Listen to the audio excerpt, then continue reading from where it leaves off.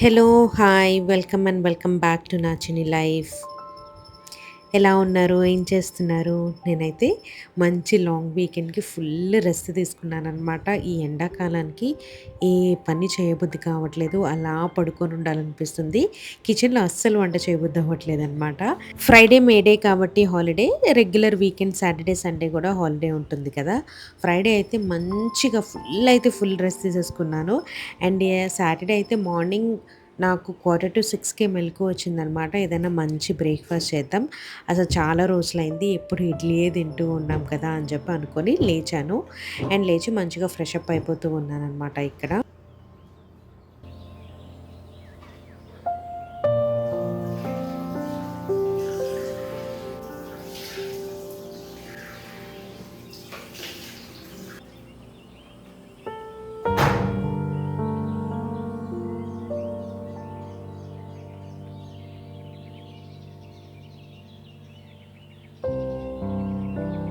నా హస్బెండ్‌కి అండ్ నా బాబుకి పూరి అంటే చాలా ఇష్టం. మా ఆయనకైతే పూరిలో ఖచ్చితంగా ఆలు కర్రీ మాత్రమే ఉండాలి. అందుకే ఈరోజు అదే బ్రేక్‌ఫాస్ట్ చేద్దాం. ఇంట్లో అందరూ హ్యాపీ ఫీల్ అయిపోతారు. మార్నింగ్ లేచేసరికి చేద్దాము. మా బాబు లేచేసరికి అనుకోని స్టార్ట్ చేశాను. ఎన్నింటికి 6:30కే స్టార్ట్ చేసేసాను. ఈలోపు నా హస్బెండ్ కూడా లేచొచ్చేసారనమాట సౌండ్స్‌కి. సరే నేను ఫ్రిడ్జ్‌లో ఇది చపాతీ పిండి ఉందేమో చూడమని చెప్పాననమాట. తను చూస్తూ ఉన్నారు. చపాతీ పిండి మాత్రం లేదు.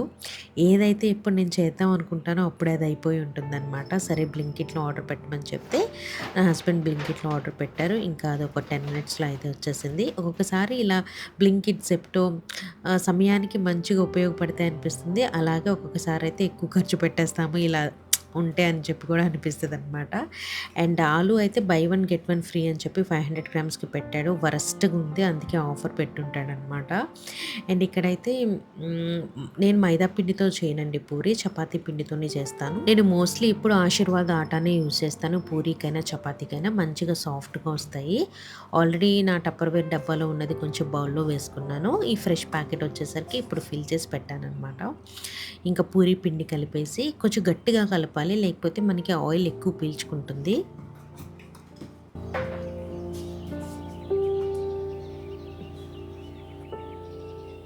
పూరి చేసేటప్పుడు చపాతీ పిండి అలాగే అందులో బొంబాయి రవ్వ వేస్తాను. అలా వేస్తే పూరీస్ క్రిస్పీగా ఉంటాయన్నమాట. చక్కగా మనకి మెత్తబడిపోకుండా అలా మంచిగా ఉంటాయి. మీకు చూపిస్తాను పూరీలు చేసిన తర్వాత మీకు అర్థమైద్ది. నాకు ఎక్స్‌ప్లెయిన్ చేయడం క్లియర్‌గా రావట్లేదనమాట. మంచిగా కలిపేసి ఒక 15-20 మినిట్స్ రెస్టింగ్ పెట్టేస్తే పిండనేది సాఫ్ట్‌గా అయిపోతుంది. కొద్దిగా ఆయిల్ గూడా వేసి కలిపాను. అండ్ ఈ మధ్య నేను వ్లాగ్స్ చాలా షార్ట్ పెడదాం అనుకుంటున్నాను. ఎక్కువ పెట్టినా కూడా నాకు వ్యూస్ రాకపోయేసరికి నాకు ఇంట్రెస్ట్ కూడా రావట్లేదనమాట. సో, చూద్దాము 10 మినిట్స్‌కి ఒక 10 మినిట్స్ వీడియో లేకపోతే 12 మినిట్స్ అలా పెట్టి చూద్దాము. వ్యూస్‌లో ఏదైనా చేంజ్ వస్తే అప్పుడు లాంగ్ ఇంకా చేద్దామని చెప్పి అనుకుంటున్నాను. చూసే వాళ్ళందరూ చాలా మంచిగా కమెంట్స్ పెడతారు. చూడని వాళ్ళకి కూడా కొంచెం ఎంగేజ్ చేయాలంటే ఫస్ట్ షార్ట్ లాగా పెడదాము. కొంచెం టైం తక్కువ చేసి అనుకుంటున్నాను. ఆలూస్ అయితే చక్కగా పీల్ తీసేసి ఇలా వాటర్‌లో వేసి పెట్టాను.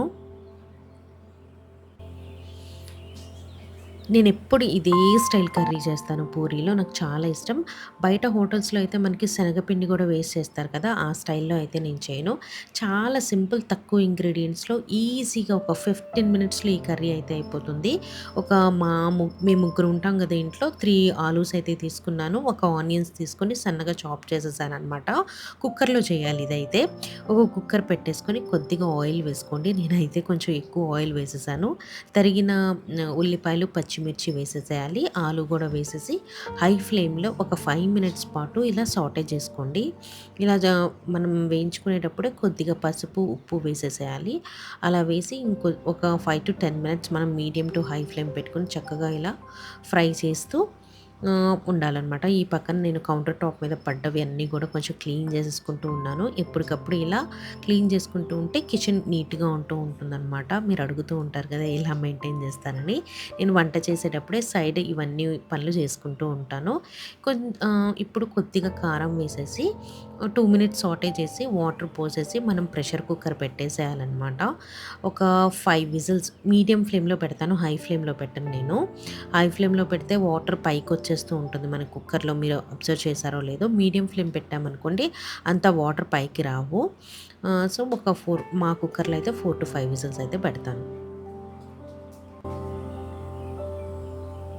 ఆ కర్రీ వండేలోపు ఇక్కడ పూరీలు గూడా చేసేస్తాను. క్యాస్ట్ ఐరన్ కడాయిలో పూరీలు గానీ, ఫ్రైస్ గానీ ఏది చేసినా గూడా భలే రుచిగా ఉంటుంది. అవన్నీ గూడా ఇండస్ వాలీవి. నాకు అప్పట్లో ప్రమోషన్స్‌కొచ్చాయి. బట్ నాకు చాలా బాగా నచ్చాయన్నమాట.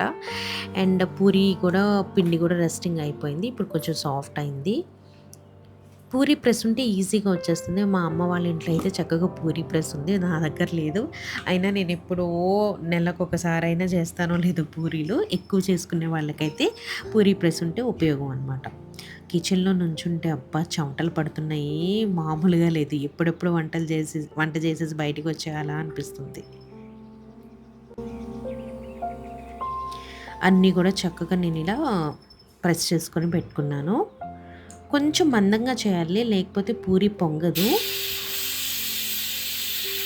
ఫస్ట్‌ది నూనె వేడవ్వకుండా వేసినా గూడా పూరి పొంగదు. నాది ఆల్రెడీ ఒక పూరి పొంగలేదనమాట ఫస్ట్‌ది సరిగ్గా. హై ఫ్లేమ్‌లోనే పూరీలు చేయాలనమాట. లో ఫ్లేమ్‌లో పెట్టి చేస్తే మనకి పొంగవు పూరీలు. అది గూడా గుర్తుపెట్టుకోండి. మనం ఎప్పుడు అడ్జస్ట్ చేసుకుంటూ ఉండాలి. ఫ్లేమ్ మీడియం టు హై అలా. సిమ్‌లో మాత్రం పెట్టకూడదు ఇలాంటి చేసేటప్పుడు. పూరి చేసినప్పుడు మాత్రం నాకు పొంగకపోతే అస్సలు సాటిస్ఫాక్షన్ ఉండదు. ఏంటి ఇలా వచ్చాయి, ఏంటి ఇలా వచ్చాయి అని అనిపిస్తూ ఉంటుంది.